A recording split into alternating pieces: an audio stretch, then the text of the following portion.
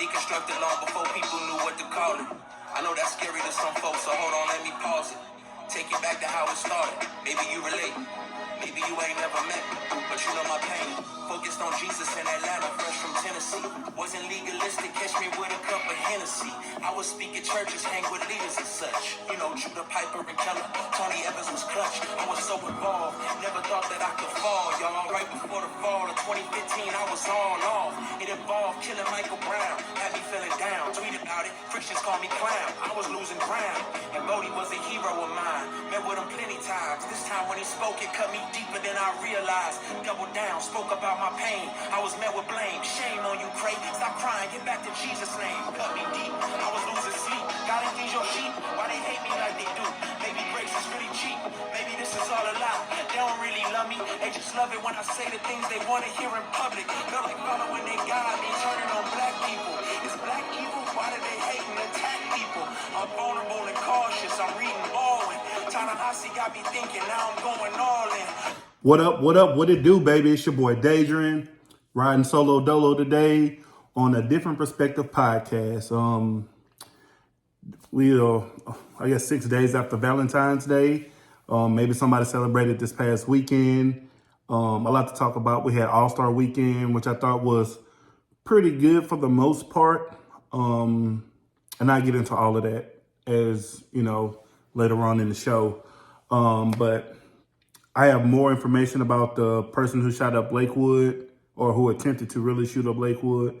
Then there was also a shooting at the end of the Chiefs parade over dispute. Also, college teams fighting. I mean, what is this world coming to? Over a dispute. And, you know, I think people are really reaching with a lot of things. And then I never tell y'all what my final thought is, but today I will talk about mental health. And now I can practically talk about that every week, because we all deal with mental health in some shape, fashion, or form. No one is mentally healthy in every aspect of their life. There's some things that people struggle with. Do they want to struggle with it? Of course not. But I mean, it's life. It's, you know, it is what it is. So first things first, my Valentine's Day went great. My wife got me a bunch of perfume. She loved it. Well, correction. She got me some cologne. Let me rephrase that. I loved it. She got me 4 different ones. For me, I'm a big Kenneth Cole fan. Like, his colognes are spot on. So I love that. And I got her an apron, cooking coat or baking coat, whatever it's called, and even a t-shirt that has her photo on it, because she's going to actually get back into baking things and, you know, stuff like that to sell. You know, she wants to, you know, get into it. I've been telling her for years that, you know, this is your gift. This is your gift, your talent, your spirit led, because even when giving it, she can, you know, just have a little word for whoever. And I'm her biggest spokesperson about it. I said it back in October when we had our talent explosion that, look, we taking sales right now for them cinnamon rolls. They are heaven sent. I kid you not, heaven sent. Anybody that has had one can attest to that. Like, they taste so good, make you want to slap your mama. I don't have no mama to slap, so. But yeah, Valentine's Day went well. We didn't really do nothing. It was Wednesday. I don't think we went to church that day. No, we didn't even go to church that day. Because there was a lot going on. So we just kind of stayed at home and relaxed. That's always good. I mean, it's kind of hard when you have a 4 and a 7-year-old running around. Well, mainly the 4-year-old running around, want to be in everything. So, I mean, it all worked out. Like I said in the beginning, more about the shooter from Lakewood. So from the information that I gathered, it was the young lady, and I refer to everybody young lady and young man, regardless if you're older than me or younger than me. But she had been dealing with mental health. Even her neighbors had said something about it. She'd been dealing with mental health issues with her and her husband getting a divorce, I believe, and just a number of things. And this wasn't a red flag for anybody to say something. And even on the gun that she had, and she had a Palestinian flag on there. And it's like, come on now. Like, what are we doing? Now, regardless of your view of Lakewood Church or Pastor Joel Osteen or whatever, like whatever your view is of him, throw that out the window. Like, these are people live who are seeking Christ, right? Who are seeking God in some shape, fashion, or form. And this person had evil intentions. Shut up the place. Like, come on. Like, we have to do better. We have to do better as people, and just being aware of stuff like that. You know, and like I said, it don't matter who you are, what color you are, what background you came from. This is why it's important to be around a community of people who can help you in whatever area you may need help in. For example, I would never go to a lawyer to get health advice.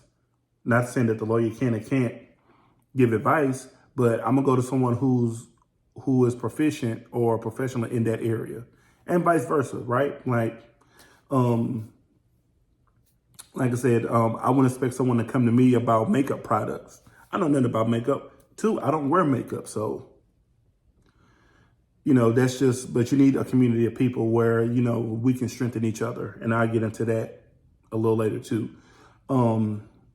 So there was a shooting toward the end of the Chiefs parade over a dispute. There was one dead and more than 20 people injured. And I'm like, how are they getting these guns? And I believe they said it was teens because they were sent to a juvenile detention center. But it's unfortunate that we can't get along. I saw a video of a young man was in Walmart or whatever, and he bumped into another guy on accident. He wasn't trying to, just wasn't paying attention. He said, yeah, my bad. And then the dude was like, yeah, it is your bad. Dude is like, look, I apologize. I'm not trying to start anything. Like, what are you mad at whatever time of day it is that you got to have this pent up frustration towards somebody who actually apologized? Like, what are we doing? Like, what are we doing as people to have to always feel like someone's threatening us? Like, I've shared with my wife, I don't do well with stupidity. Like, especially when people are driving. Like, you don't read the stop sign, you don't read the light, you don't read the sign that says left turn yield, not left turn signal. Like, all of these things, like, I don't do well with that. Doesn't mean I have road rage. It's just reading is fundamental. And it don't matter what race of people you are. It don't even matter what degree you have. You got a degree, but you can't read a simple sign that says stop. Just saying. People don't want to hear that part. But yeah, over a dispute, I don't get it. I think it's unfortunate for the lives of the people who are injured as well as the person that died.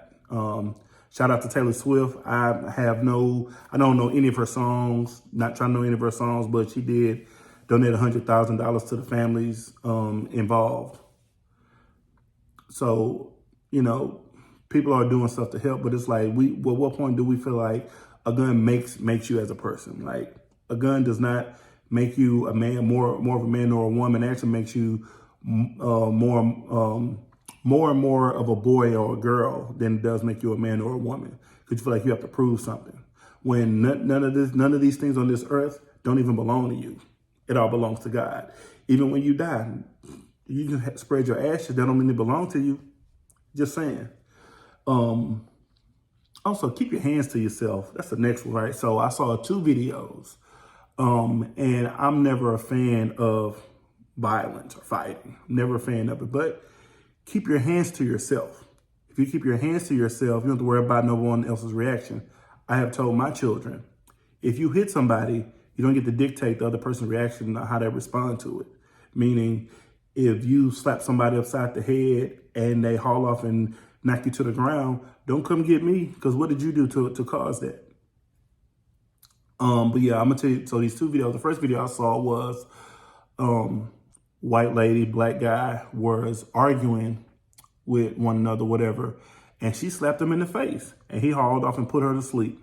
Then her husband proceeds to come towards him, and he realized after what happened to his wife, he was like, nah, I don't want them problems.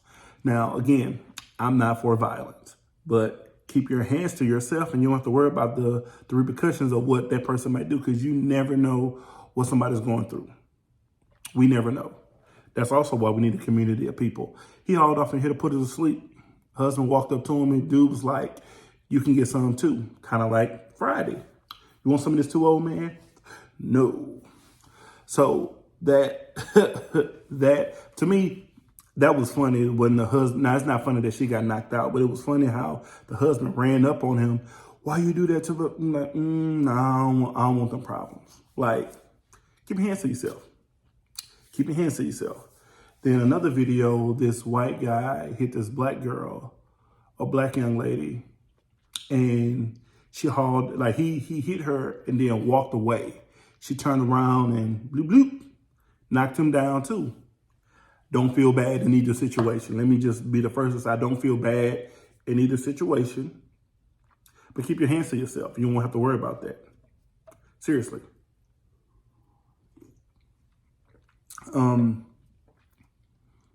Spending family time is so important. I want to say back in October, maybe September, I decided that I really want to spend time with my family. So every Friday we have movie night, where everybody gets a chance to pick a movie. So it's not either I'm picking all the movies or Sophia's picking all the movies.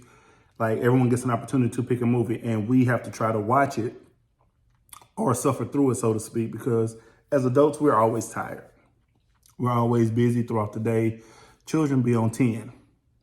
And so we have, for the most part, we have done a good job of having movie night, having family time together, because it's important, because it shows them that the importance of family. Now, I can say for my Coleman family, the ones I grew up with or grew up around, we don't have no family time together. I don't spend time with my brothers, uncles, aunts. Don't spend time with them. We try to get together once a year. Doesn't always work out that way. Someone is always missing. So, we want to take pictures with everybody, but if everybody's not here, how do we take pictures? So, it's his life. And I'm going to share this too, as it pertains to my family. And I don't care who's listening to this or not. But I will say this though, for Christmas, like, I have to be a representation for the 5 people that live in my house, meaning me, my wife, and my 3 children, period. That's who I'm responsible for. I'm not responsible for anybody else outside of that. So this past Christmas, I sent a text saying, Merry Christmas to everybody. I pray, blah, blah, blah, blah, blah, blah, life, peace, and blessings to you. And nobody responded.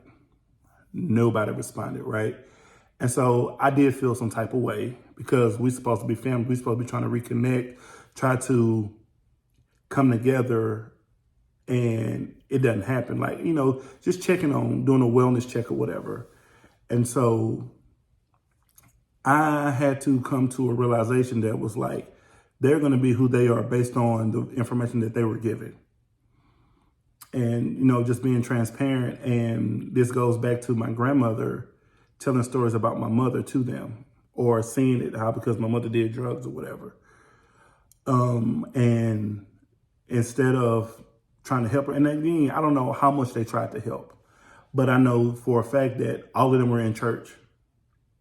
And I believe they all gave up on my mother. She had 3 children, was never married. And,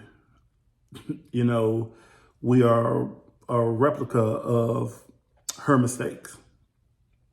And so much so that whatever's being told, right? Whatever's being told about us, or what was told about my mother, and what was told about me and my brothers, that they don't want to talk to us because they think we're gonna be just like her, I think it's foolish.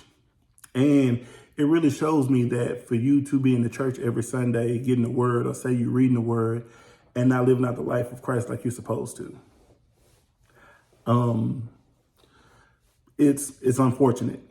And so, I can't focus on that anymore. I have to focus on me and my 4, period.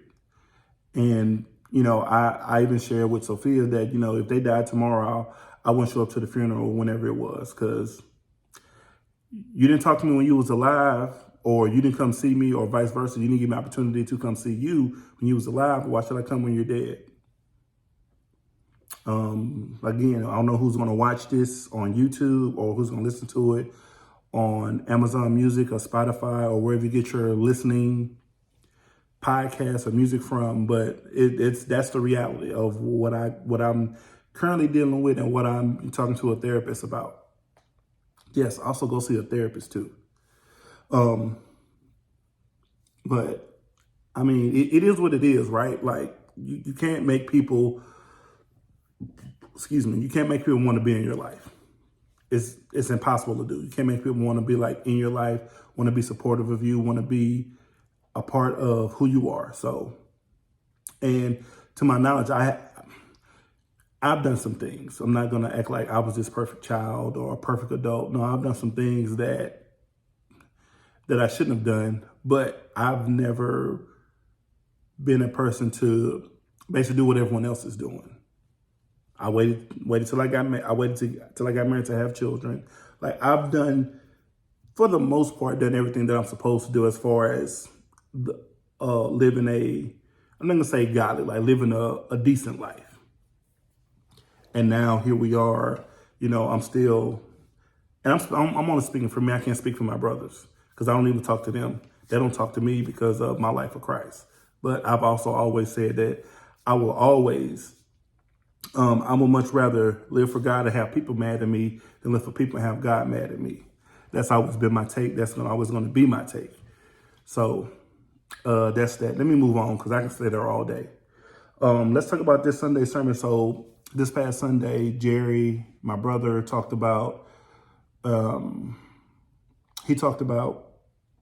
body heat in his sermon. He's doing a sermon series called Firefighters. And body heat he was basically talking about being around a community of people, being able to touch, Jesus touched people, or the lady that had the issue of blood, she touched the hem of his garment. She wouldn't have got that just by, just hoping that she could see Jesus. No, she believed that she touched the hem of his garment, she would be made whole. She believed that, and she just needed to get close enough. That's amazing how, when, we say we don't do people or we don't do this, we don't do that, but you got your little friend that come over after 10 o'clock, apparently you need somebody for something. Or, you know what I mean? Like people who say they don't do people but say they go to church and they love God or whatever, what you're saying is you don't love God or you don't do God. Because we're his people. We're all created in his image, no matter what religion you follow or anything like that. So Body Heat was good. Check that out. Redefined TV on YouTube. Check it out. It hit different. All of his sermons hit different. But it's because he's a replica of his mother and father as well. Moving on. So I'm really thinking about, been thinking about it. And obviously I'm going to go back and forth with my wife about it. If I should tell my story via YouTube about my life. I'm already writing a book about it. But I figure if I go through each chapter, telling stories about my experiences of growing up in, Fifth Ward, Cashman Garden, Trinity Garden, whatever you want to call it. Just telling the story about my experiences, what I've dealt with, even up until today. And I don't deal with as much today, except I have a teenage daughter who thinks she knows it all, but that's most teenagers. They think they know it all, and then when they get out in the world and realize mom and daddy was right. So I think this is really for both men and women for what I'm about to talk about. But why do some women have this unrealistic of a man that she desires, but not from herself? Again, I listen to different relationship videos or when someone's talking about something. So I'm a huge fan of Kevin Samuels. Lord, I don't know if he went to heaven or hell. That's not for me to decide. But he talks about, now the video clips that's been shown is mainly about women, but he gets on men too. Or you can even look at it from this a man's aspect. So this woman who was, I think, 5'9", 5'10", or whatever, and she wanted a man to make over 400K. You know, and he asked her the questions or whatever, and he asked her. He asked her how many men makes that much money. She said like 2 to 4%. Nope. And he's like, no, 1%. 1% of the men in the world make 400K or more. And he went on to this, if you believe that you're all of this, men should be lining up for you. And, I think she went on saying, she want a Christian man and all this other stuff. And he asked her, she was like, would you be okay if a Christian man only made $40,000 a year? And she said, no. Like, no, I'll take that back. He asked her, would you be okay with dating a man that's in his like 45 or older?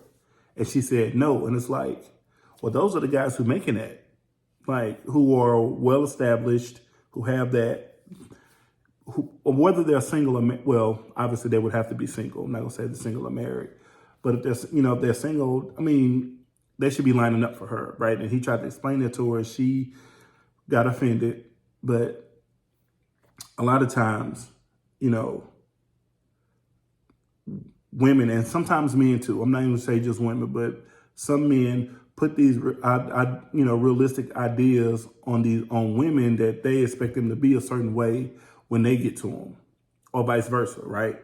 And it's unrealistic. Like you can't expect everybody to have their stuff together. Matter of fact, just to go back to biblical terms, Adam couldn't be all that he could be without Eve, because Adam needed Eve to fulfill his purpose in the earth. That's just how it goes. So when people come up with these unrealistic ideas of what a man or a woman should be, I think that they should require it of themselves first.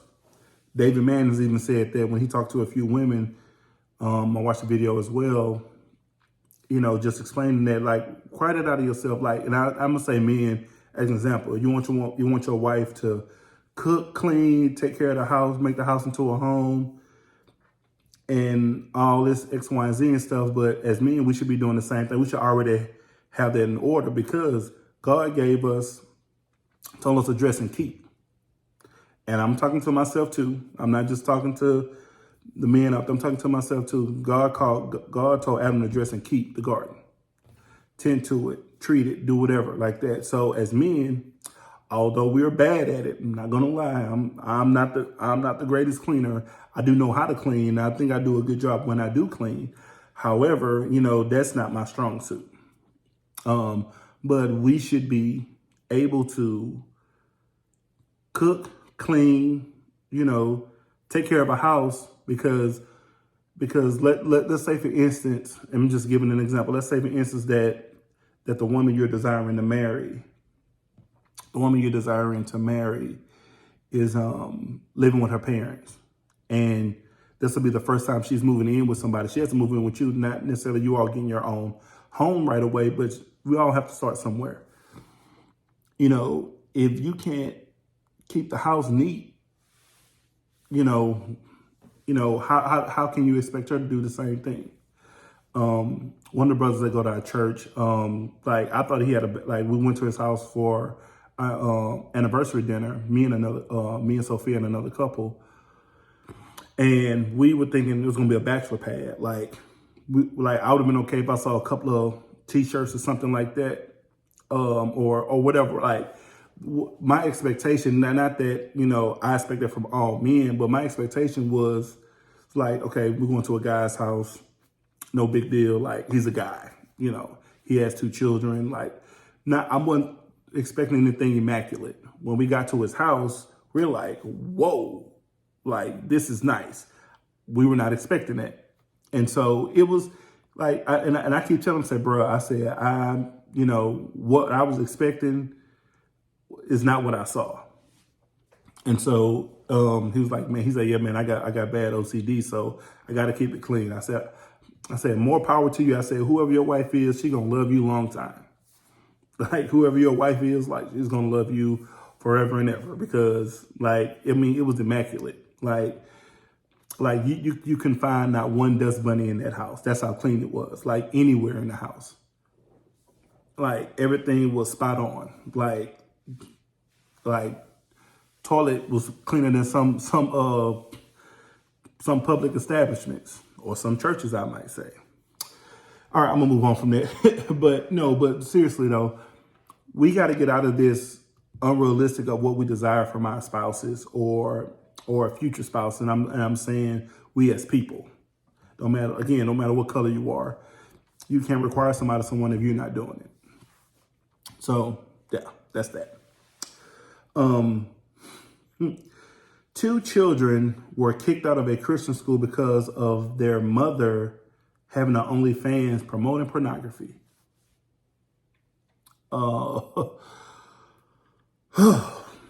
Well, how, like, this is the definition of what you call, you can't say you love God and sleep with the devil type of thing.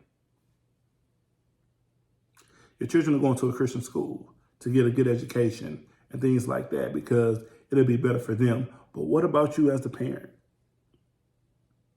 Like, you okay with having an OnlyFans page?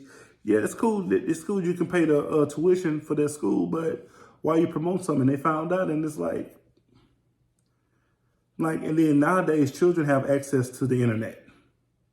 They have access to social media. They have access to whatever you can possibly think of. They have access to it. So why are you surprised that your children got kicked out and you upset? Why? I don't feel bad for you. Send them to a public school. They don't have to worry about that. So, this next one, I've never been a fan of.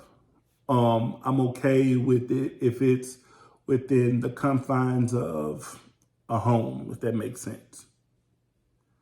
But what is up with these guys, grown men?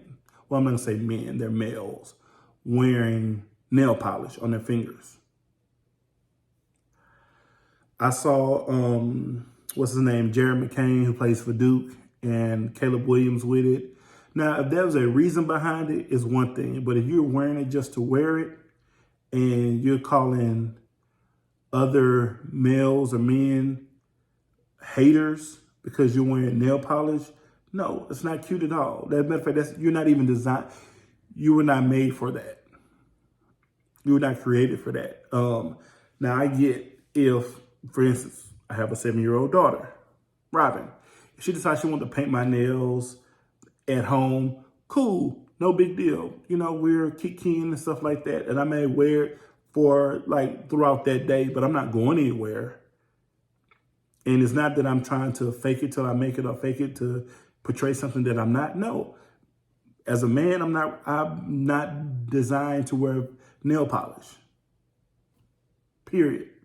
I don't get how males, I gotta say males, because you're not a man if you're wearing nail polish on your fingers and think it's cool. It's not. It actually makes you look suspect. Dwayne Wade is a prime example. But yeah, I'm just never been a fan of it, never will be. And that's that. You shouldn't wear it. There's just some things that men should not be trying to do the same thing women do and vice versa. Period. I'm gonna say this, can we stop promoting Tubi? I think I watched Tubi once and it was every 5 minutes there was an ad. I'm like, no. Let me watch my Netflix, my Hulu, my ESPN, Peacock, Paramount Plus, where I can skip the ads. I can pay to skip the ads. Because I don't want to see commercials. I want to watch it as it's playing. Don't have a ad or a commercial every 5 minutes. And people are promoting, oh, you got to watch this movie. Oh, you got to watch that movie. Nah, I don't have to. I don't have to, especially when a lot of these movies or TV shows that people are promoting or doing a disservice to people who are black. Like, we're not all shooting up the club. We're not all, or literally or figuratively, how you want to see that. We're all not gangsters. We're all not drug dealers. We're all not rappers. We're all not, professional athletes. Like, we are actually people who are lawyers, doctors, podcasters, whatever you want to call it. Like, people who influence, public speakers, all these things, like pastors, preachers. And I'm not talking about the ones that you see on TV every Sunday trying to get a prophet because they claim to be a prophet. I'm going to stop right there because I might get myself in a little trouble for that. But I'm just saying, like, if we can't be portrayed as something that we're not. And yes, we're in Black History Month and all this stuff like that, but Black History is 24/7, 365, 52, 365. Like, we don't stop. Black History doesn't stop because the month of February is over. Now, I promote Black History throughout the year. So this whole thing of this, we are labeled as something that we're not. Like, I don't get it.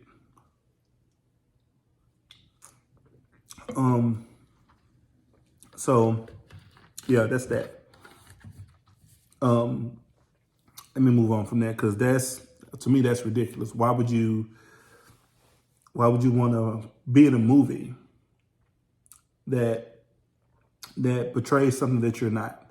Like, me and my wife, but we've had this conversation. If we were to ever actually play an actual movie or a TV show, like, and we had to kiss the opposite sex, like, you're going to get a stunt double or something for me. I'm not kissing no other woman. On the cheek, maybe. Because when I'm at church, I kiss the ladies on the cheeks, the older ladies anyway. Don't want to give no ideas to the young ladies, thinking that I'm attracted to them, and I'm really not. I'm just being a nice person.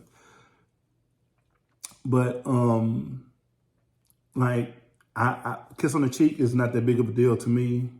But to actually, like, kiss on the lips, like, no, I'm not doing that. Absolutely not. To even portray that I'm in bed with a woman like that, like, get a double for me to play this part because I'm not doing it. You can fix my face on there to say that it's me, but it's really not. Because I don't want that portraying as me as an actor or my wife as an actress, portraying something that we're not.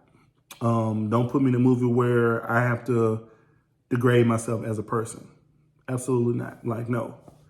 Give me a role where I don't care. I can be a fill-in. Just sit there and act like I'm doing something on the computer or something. I'm okay with that too. Like, but don't try to give me a role where I'm speaking lines. Not gonna say speaking lines, but being somebody that I'm not. I don't curse, so don't give me a script where I have to curse, right? Like, all those things. I don't drink alcohol, so don't put me in a scene where I have to drink alcohol. Like, all these things, or drugs, or anything like that. I don't do that. So why put me in something like that? But yeah, people are promoting Tubi. All right, girl blasts her dad on TikTok for not paying for her wedding, but she does not want him to walk her down the aisle because she's independent. Okay, walk your independent self behind. And then, so here's my thing. I know I talked about this a while back. It's been a couple of months.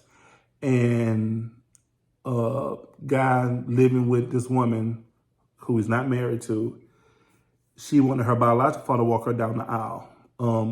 Even me and my wife, we talked about it also. And it's like, in a sense, the guy is still in the wrong because why you with this woman for 10 years and you haven't decided to marry her? That's number one. Like, but when you get wife benefits without the covenant, these things happen. But this young lady here, it was her actual biological father. She said she didn't want him to walk. She said that she didn't want her father to walk her down the aisle, and because she's an independent woman. So let's give a little history lesson. When you get married, and that man or father, because sometimes it's not always the father, walks her, because for my wife, it was her brothers that walked her down the aisle. What happens is it's a transaction that's being made, meaning the father, a transferring of umbrellas. I'm gonna say it like that. What I mean is that once the father walks his daughter down the aisle, what he's saying is he's no longer, in a sense, responsible for her because he's giving his reins to this young man who wants to marry his daughter. That's how that works. It's a transferring of the umbrella because up until she gets married, like I'll give an example for Julina and Robin. I'm responsible for them until they get married. So they marry a man. I got to say that. Not until they actually get married, till they marry a man. But it's going to be a transferring of, I'm not even going to say property, but umbrella. Because right now they're under my umbrella. My rules, regulations, authority, and I'm not saying it like do as I say type of thing, but it's more of a like under my covering, under my care. Those are better words I should use. Under my covering, under my care, under my protection, under my provision, things like that. Once I walk her down the aisle and I give her to this young man, then the transferring of it means that I give you the blessing to marry my daughters and things like that, and go on and so forth. And now she is no longer under my provision, my protection, my care, all these things that goes to her husband. So that is why, young lady, you need your dad to walk you down the aisle. Because if you're saying you're an independent woman, then you don't need to get married. Because guess what? What you're saying is you didn't want to be under your dad's authority, submission, covering, care, things like that. And you want to marry a man, marry this man without the transferring of the umbrella. And now, because you're an independent woman, then all of a sudden you mad because your dad ain't paying for it. I don't blame him. I don't blame him. If my daughter said they don't want me to walk them down the aisle, all right, I'm not spitting out another penny. Matter of fact, we canceling everything. Period. I don't play that. A little spiritual advice. Well, actually, before I get into that, I got to talk about these other two things. And I'm going to talk about All-Star Weekend coming up, but I got to mention this too. So Russell Wilson took his son and people are in an uproar about it. Y'all need to stop. I believe y'all are reaching for something. So I was watching a celebrity game and Russell Wilson had his son, which immediately I knew that was Future's son. But Future's son, biological son, is living with Russell Wilson and Sierra because Future and Sierra had a baby together. But Future got like 7 other children. So one of Future's homeboys or whatever, I'm assuming, put a tweet out saying that that's not his son. He need to put stepson. And I'm like, really, dude? So here's my thing to that also. Future going around, everybody who's going to say yes to him, want him to be on his team or whatever, to say yes, yes, this, yes, that. And I'm like, bruh, that's Russell Wilson's son. He lived with him. He's taking care of him, providing for him. And you got 7 other children you need to take care of. And it's only one you ain't worried about. So now my thing is, why you wasn't at All-Star Weekend with him? Like, show that as black men, supposedly black men, are supposed to come together, because it's not about you, Future. It's about your son. But when you make it about you, you're really not about your son. Russell Wilson is during the off season. Take his son to the All-Star Weekend. I don't see an issue with that. The issue is when people want to say, like, I'm not saying this is all men, right? But when men only want to see the goodness or take credit for something because they created it, right? Like, no. So, like, people are really reaching, Russell Wilson took his son. I have never once said Julina was my stepdaughter. She is my daughter, period. That's what it is. I've never uttered the word stepdaughter. Don't even have a reason to why. I married her mother. She comes with it. So I'm not saying Sophia's my half-wife or whatever type of thing. Like, come on. Can we be real about this? Like stop. If Future was so adamant about it being his son, maybe he should spend more time in his life. Or maybe he should try to reach some kind of civil place in his mind, in his heart, to try to reconcile whatever with his son and try to be a parent to, or try to be an adult with Russell Wilson and Sierra. The relationship didn't work out. So what? Yo bad. Now, she's upgraded. You mad? Stay mad. Let me give you a cape so you can be super mad. This last one, I thought was really, what can I say is that it's unfortunate. A boy pulls out a gun on a woman because he didn't want to talk to her. He actually turned it down. So what happened was he asked for her number and she said no. So then he went on this whole thing of trying to talk bad about her. Women are entitled to say no. No means no. Period. No means no. No means no. You can say it in any language. No means no. In Spanish, in French, in Portuguese, in Italian, in Chinese, in Japanese, in Taiwan, in Mandarin, no means no. No means no. Period. Change my mind. I don't get it. She said, no, you can't have her number. Move on, bro. I mean, you got a I'm not even gonna lie, the dude was ugly, but I'm no means no. Just stop. It is what it is. Move on. Find someone who'll say yes. But to pull out a gun because she said no, you shouldn't want to give you her number. So what happens? So what happens if she gave you if you got the number and it was the wrong number? You gonna be even more mad because she gave you the wrong number? Come on. Or if she did actually give you her number and you called and blew up her phone and you wonder why she ain't answering, well, what's next? You gonna stalk her? Come on. She said no, respectfully. Move on, bro. He trash. I'm gonna just call it what it is. That's what you call trash. Sorry, not sorry, but he trash for that. All right. Spiritual advice. Let me say this real quick. I was listening to the Get Up Morning show and Erica Campbell was talking about pressure. Pressure produces. A lot of times when we get into heated arguments or heated situations or some things that are not circumstantially in your favor, we tend to bust into what feels good or what feels comfortable instead of producing something that can be beneficial not only to yourself but to someone else.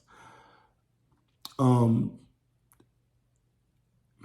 trying to say as an example, let's say for instance, let's say for instance that a woman is being domestically abused, she's been in an abusive relationship, and now that every man she comes encounter with, she always feels like she has to jump or try to get away or get into this defensive mode because of what one man or what multiple men have done to her, and I realize that all men are not like that.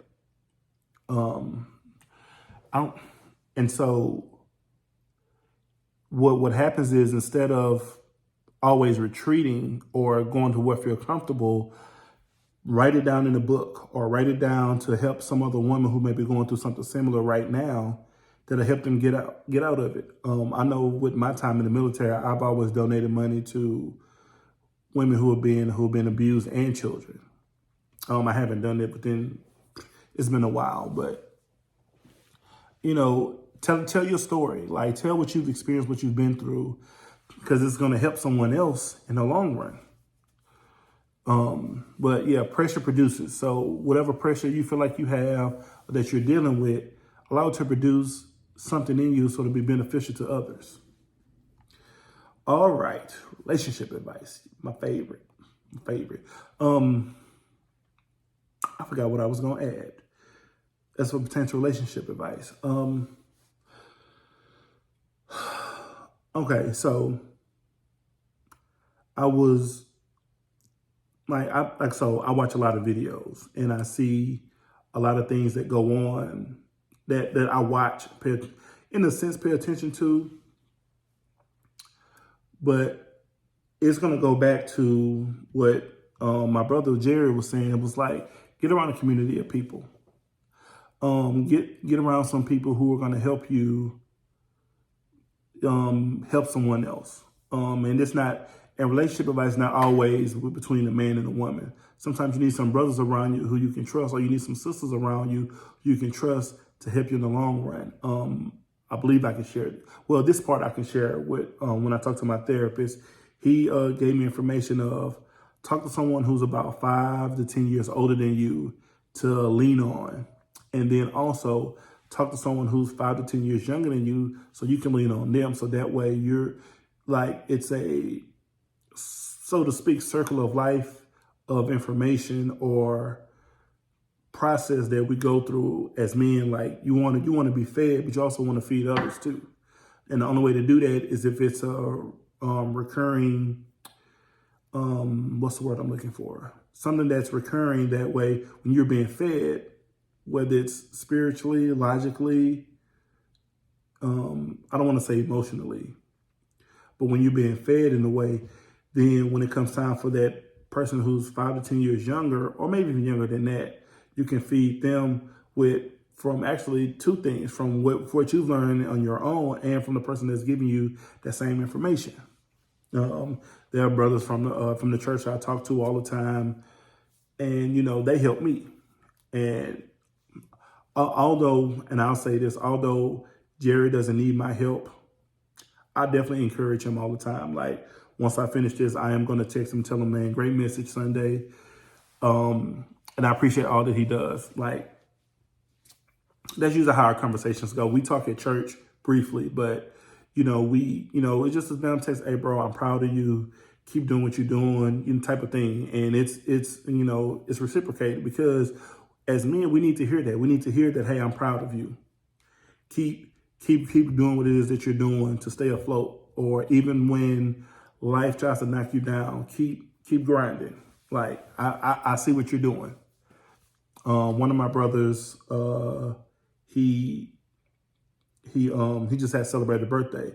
And I told him, I said, thank you for being a model of how a husband's supposed to love his wife and be a Christian man and all these other things. Like, because although you don't see these people and I'll say this, for the most part, the people who I go to church with, who they are at church is who they are at home. So I have yet to encounter someone being completely different at church than they are at home. Like, I don't think I've ever seen that. Excuse me. So yeah, get around a community of men, fellas, get around a community of men that can help you sharpen your iron. Also for women, get around some women who will help you. Yes, they should be older because they've experienced a little more than what you experience. And then even get a couple of ones too, so that way you can help them. All right, NBA All-Star Weekend, Celebrity Game. I thought it was good. I think that was probably the highlight, in my opinion. Celebrity Game was good. Michael Parsons was playing football out there, but I mean, he played with aggression and he dropped 37 points and was the MVP. I liked with CJ Stroud. He had 30 points. He had played in the softball game the day before. What else? Like Puka Nacua, that dude got hops. He reminds me of a Troy Polamalu playing wide receiver. I'm going to just say it like that. Like, he got some bunnies. But you expect football players to have bunnies because they work on their calf muscles, their thigh muscles, and all of that. They should be able to jump.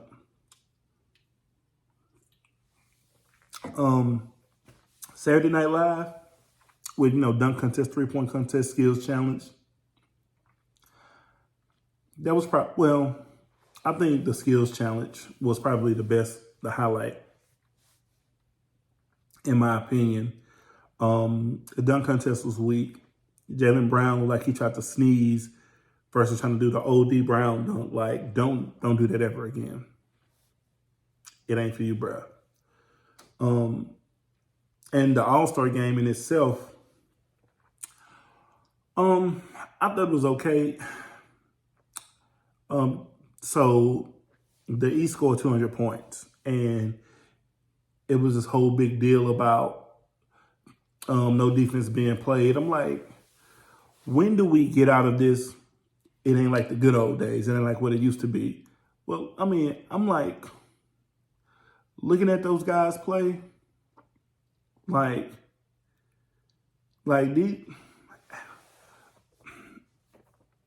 half of these guys, like between the 80s, like 80s and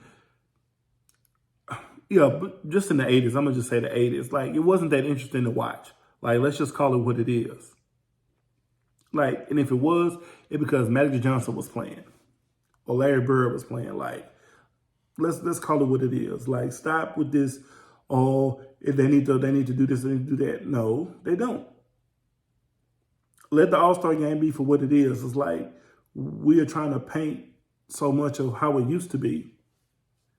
And it don't have to be. The game of basketball has evolved, period. And we keep putting this label on what it should be. Football players aren't what they used to be either. Like, in the NFL, it ain't what it used to be. In baseball, it ain't what it used to be. Like, it's never going to be what it used to be. I mean, growing up in different neighborhoods is not what it used to be. Like, it is what it is. I thought it was okay. I like the format that they had where the first three quarters, you score as many points or whatever, and there was that point system where you had to get to. Like, that's when people actually played. I liked it like that better versus, the old traditional way. But I'm okay with it. I'm okay with it evolving in either way. Like, there were also talks about years ago, whoever won the All-Star game, whichever side had home court advantage. Sounds good. But I remember Kobe saying having home court advantage shouldn't be determined by one game. It should be determined by who, has the best record at the end. I'm like, yeah, but if both teams have the same record, who gets it? Like who gets home court? Like, that's what it, you know what I mean? Like, if both teams are 60 and 22, who gets home court advantage? So, halfway awards or through the halfway mark. MVP, in my opinion, is probably, I'm going to say Joel Embiid. Rookie of the Year, although there are a lot of talks about Wembanyama, but Chet Holmgren, I have to give it to him only because his team is in top 3 in the West. Can't, and he's been balling too. Coach of the Year, I'm going to say Adrian Griffin. There, I said it. Jacque Vaughn got fired after signing a multi-year contract. Team not doing good or whatever. But it's no surprise. Who's there? Like, name me the starting 5 for the Brooklyn Nets.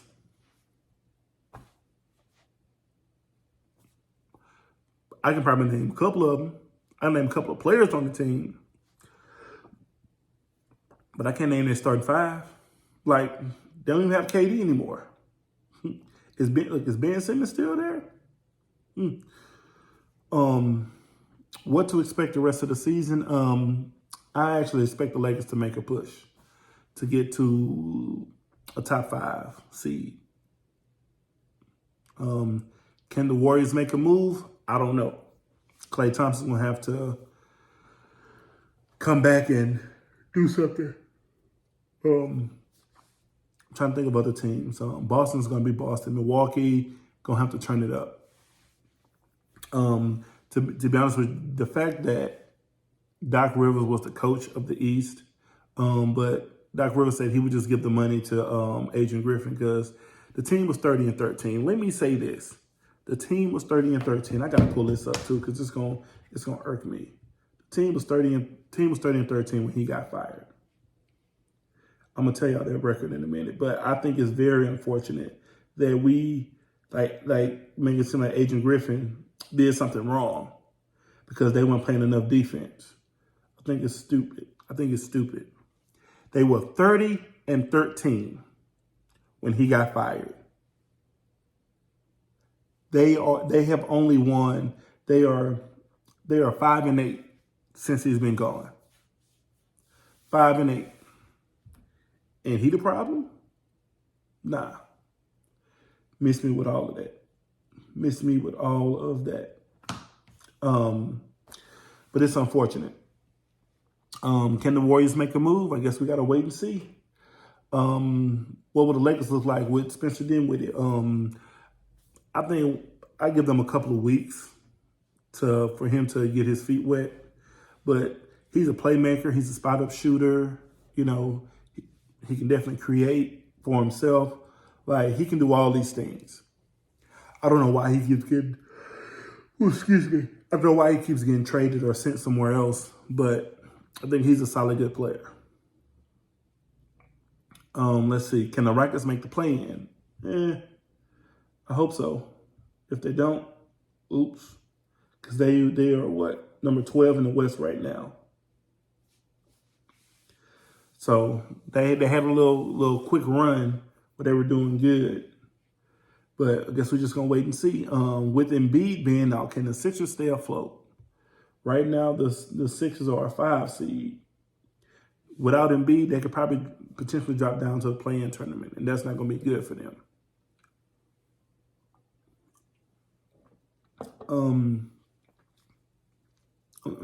Like I said, about the Bucks not looking good since Adrian Griffin got fired. I hope they get it together. They're going to have to, or they should just fire Doc Rivers. NCAA basketball, U of H and UConn have set themselves apart from the rest of the pack.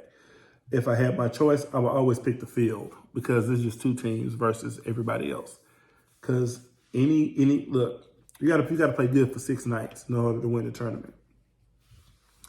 The Blue Bloods of the men's basketball, I'm not quite sold on yet. You know, your Kentuckys, your Dukes, your North Carolinas, your Kansas. You just have to wait and see come tournament time. And I can't wait. Texas A&M Corpus Christi and Incarnate Word fight breaks out during the handshake line. Fight break out, and I don't know what stemmed from it. I've been trying to look to see what happened, but they were both at the bottom of the Southland Conference. So it's not like they're going to make the tournament unless, well, I'm going to just say this. Because of the way the fight broke out, the way that it did, and a young girl got hurt, they should not be able to compete in that conference tournament. I'm going to just say that. This is my opinion.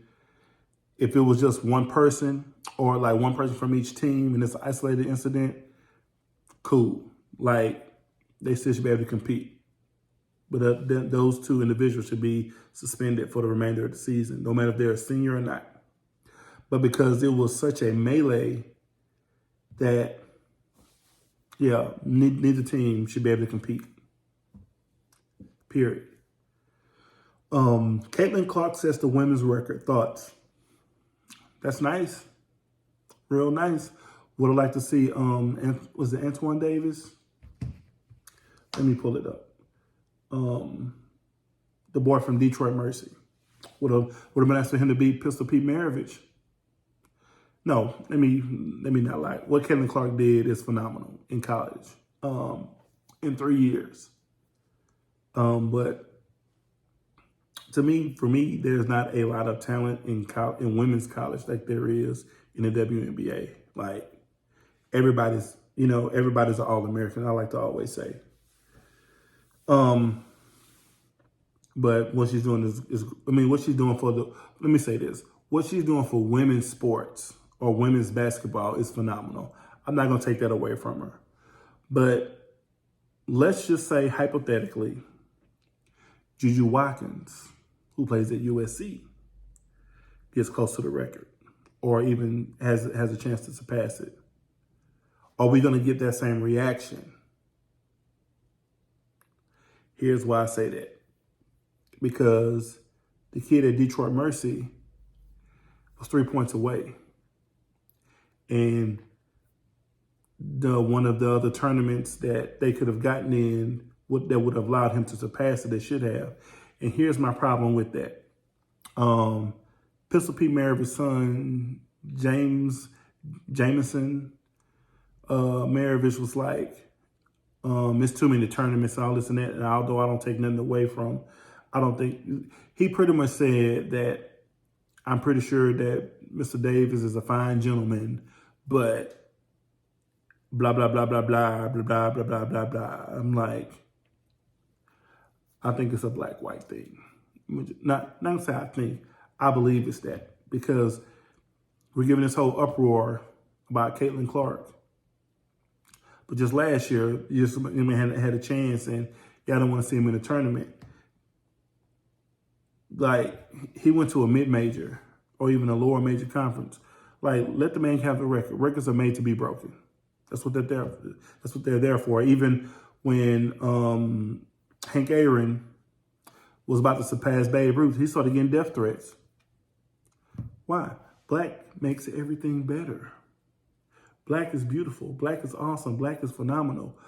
Black is amazing. Black is everything that people want to be, but don't want to deal with none of the struggle that comes along with it. There, I said it. Juju Watkins, speaking of Juju Watkins, she's going to be a monster for the next 3 years. Like, the way she plays, like, she's so cool with it. She's so cool with it, and she just cross you over, get buckets, and go back down court like ain't nothing happened.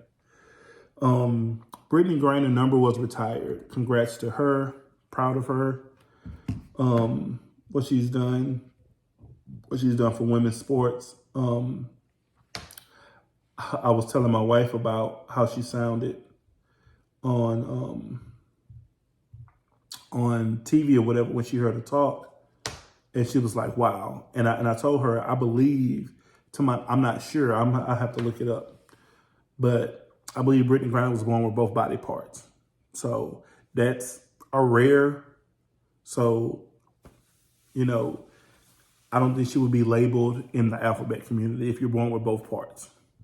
That's just my opinion. But yeah, so shout out to Brittany Griner. H-Town is proud of you.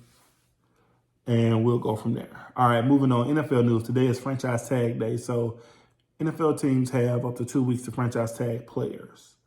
Some of the names that are mentioned are the Ravens, Justin Madubuike, the Bengals, T. Higgins, the Colts, Michael Pittman Jr., the Jaguars, Josh Allen, the Raiders, Josh Jacobs, the Giants, Saquon Barkley, the Bears, Jalen Johnson, the Panthers, Brian Burns, and the Buccaneers, Antoine Whitfield.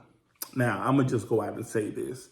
The Cowboys could definitely use the T. Higgins or Michael Pittman, even a Josh Allen, maybe even a Josh Jacobs. Like, we'll definitely take Jalen Johnson too. Like, the Cowboys can use all of these. And I'm only saying it because I'm a Cowboys fan.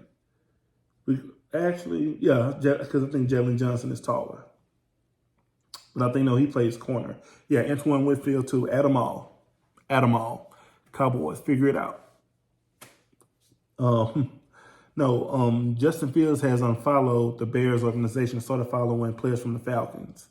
Could there a trade be coming? I hope so. Like, Justin Fields needs to get out of Chicago. I don't think no quarterback, unless you just want to play quarterback, should go to Chicago. But if you're a star quarterback or have that star capability or potential, you should not play in Chicago. Number one, it's cold. Number two, Chicago ain't that sexy to go play. It is what it is. Nelson Aguilar is returning to the Ravens for 1 year. I hope they run it back. I guess we'll see. MLB news, baseball season is right around the corner. Can't wait. Shohei Ohtani in the Dodger uniform. Woo! And the Dodgers are coming to Houston. We already going to get tickets because I got to see Shohei. I got to give me a jersey too. And like spring training games start, I think Thursday. That's crazy. The Rangers just won a couple months ago, and now here we are in spring training. Giancarlo Stanton wants to change the narrative of how he's viewed. Brother, just stay healthy and stop swinging like this gonna be your last at bat. I mean, that dude swings so much power, force, and velocity. That's why he always hurt. So change your swing. That's it. Because when you swing and miss, it shows. Everything ain't got to be a home run. Sometimes you just need to get a base hit to get on base. Juan Soto is focusing on the 2024 season. Nothing else matters at the moment. Here talking contract extension. I'm like, bro, how about you play play for a winning team first? Yeah, you went to the Padres, but y'all look horrible. Like, San Diego ain't that sexy, in my opinion. Tony Gwynn has some great years there, but that's it. Kyle Tucker and the Astros are in talks with a contract extension. My thing is don't overpay him, but you underpay Jose Altuve. I'm not saying get your money. Never gonna say that. Get your money. However, don't shortchange. Don't overpay Kyle Tucker and then shortchange Altuve. Altuve's been with that team for the longest. The fans in LA, and we're not talking about Anaheim, are excited about Ohtani, and Ohtani's excited about being there too. And of course, Yamamoto. Yeah. Look, if everybody stays healthy, we got a chance to win it in 2024. Let's go Dodger Blue. LA, baby. LA. Final thoughts. This mental health epidemic that we have going on, that's really been going on for quite some time. And it's very unfortunate, like, to just call it what it is. It's very unfortunate that people are dealing with it and they're dealing with it in silence. Call someone, talk to someone about it, what you're going through. Because I would much rather, and I've heard people say this, I would much rather talk to you in person than talk at your funeral because you didn't get the help you needed. Because we all need it. Go see a therapist. I see a therapist. So I would say go see a therapist. Don't feel like not seeing a therapist or a counselor or whoever is making you feel like you're weak. No, you're not weak. You're just going through some things and you need help. Like, we all need help. We all need a community of people. Again, I've said this, men or males, find you some brothers who you can depend on, who going to tell you the truth, not, try to give you some false connotation of what's going on. Ladies, do the same thing too. Find someone you can connect with, period. And let's all try to be better at being people. In the Bible, Jesus talked about you'll know who his disciples are by the way we love one another. So love one another. And sometimes in that love, there's truth in there. There's some truth in there. So, of course, y'all know the music that I play, I don't own the rights to them. I have to say that because I don't want anybody to think that, oh, I wrote that or I did this. No. The music, the song you heard was Deconstruction by Lecrae. It's a good song. I say keep listening to it. But until next time, like I always say, if you love God, love people. You cannot say that you love God and not love his people. Till next time, peace.